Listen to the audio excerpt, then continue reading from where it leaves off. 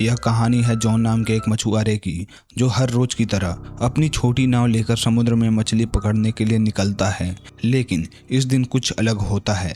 अचानक चारों तरफ घना कोहरा छा जाता है और दूर दूर तक कुछ दिखाई नहीं देता और जॉन रास्ता भटक जाता है और इधर उधर भटकते भटकते उसे एक नाव नजर आती है। जिज्ञासावश वह अपनी नाव उस नाव से बांध देता है और अंदर जाकर देखने का फैसला करता है। जैसे ही वह उस नाव के भीतर जाता है तो उसके होश उड़ जाते हैं। पूरी नाव खाली थी, ना कोई इंसान ना कोई आवाज थी, तो बस रहस्यमय सन्नाटा। जॉन जब उस रहस्यमय नाव के अंदर गया तो सब कुछ बिल्कुल सामान्य लग रहा था। खाना ताजा था, कपड़े करीन किए गए थे और हर जगह इंसानी मौजूदगी संकेत कर रही थी, लेकिन वहां कोई नहीं था। वह नाव को चालू करने की कोशिश करता है पर इंजन काम नहीं कर रहा होता। इतने विशाल समुद्र में अकेली और खाली नाव को देखकर जॉन हैरान हो जाता है। वह जब दूरबीन से चारों तरफ देखने की कोशिश करता है, शायद उसके आसपास कोई हो, लेकिन घना कोहरा सब कुछ ढका हुआ था। निराश होकर वह कंट्रोल रूम में जाता है और वहां पड़ा रेडियो ऑन करता है, मदद के लिए कोई संकेत भेजने के इरादे से। जॉन ने रेडियो पर एक संदेश भेजा, यह नाव समुद्र में फंसी है,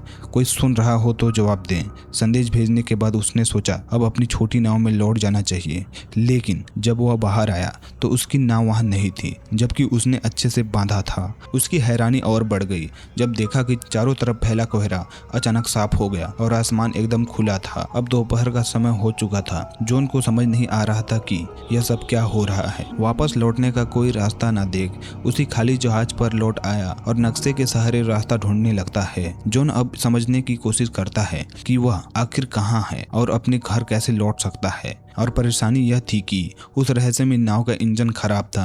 अगर उसे बचना है तो किसी भी हाल में जहाज के इंजन को ठीक करना होगा।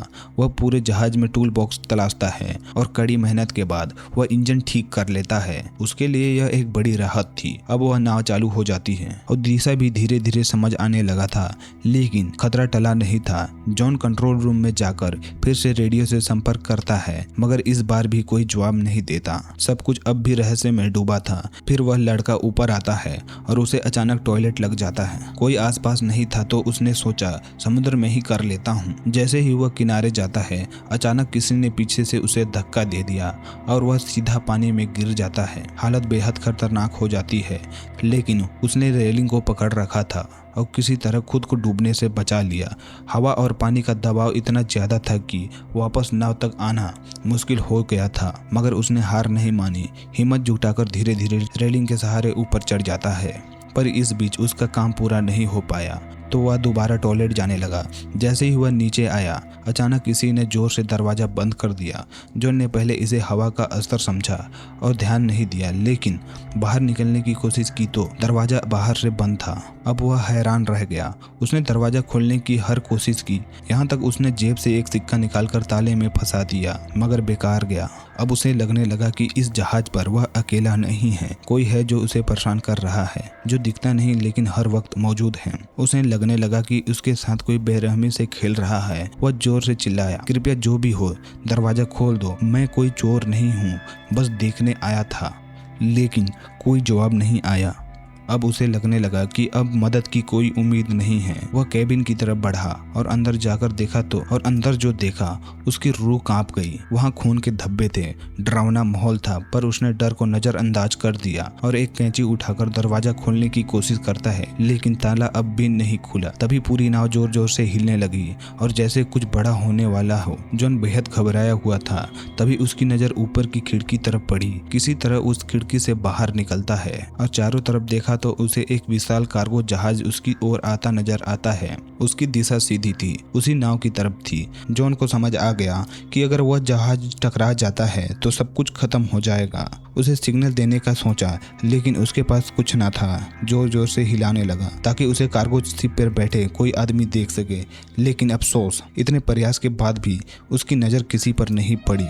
अगर वह कार्गो शिप उसी तरह सीधा आता रहा तो उसकी नाव को टक्कर मार के सब कुछ बर्बाद कर देगा। तभी उसकी नज़र खिड़की के पास लटक रही एक रस्सी पर पड़ी और उसके दिमाग में तुरंत एक आइडिया आया।